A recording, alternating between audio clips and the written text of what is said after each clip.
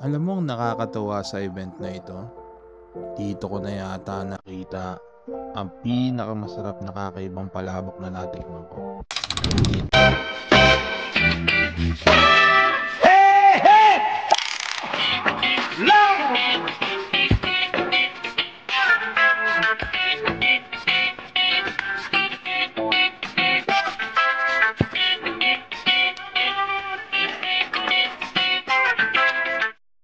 Ako nga pala si Ben Roquero, sa akong chef dito sa Melbourne, Australia. At kung curious ka rin katulad ko na gusto malaman ang pagkain Pilipino dito, saktong-sakto, grand reopening ng Cafe Cocina. Kaya samahan niyo ako. Ang Cafe Cocina nga pala ay matatagpuan sa Camberwell, Victoria, Melbourne. 2 years ago, nagbukas sila. Isang cafe Filipino restaurant. Pero, ang laki na ng pagbabago.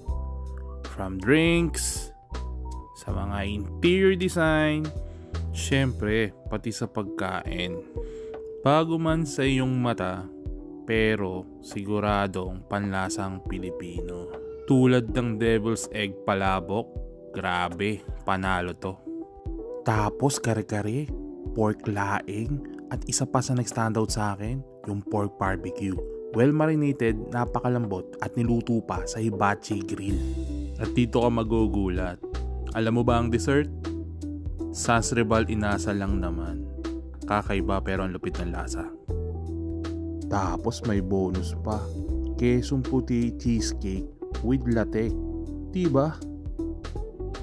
At sa tulong na rin ng Pastrana Brothers, siguradong malayo ang mararating ng bagong Cafe Cocina.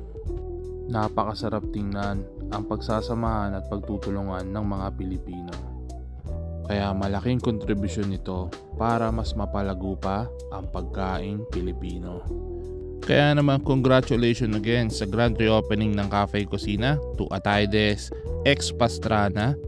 At muli, ako nga pala si Chef Ben Roquero na nagsasabing, let's support and push the Filipino food forward one bite at a time. See ya!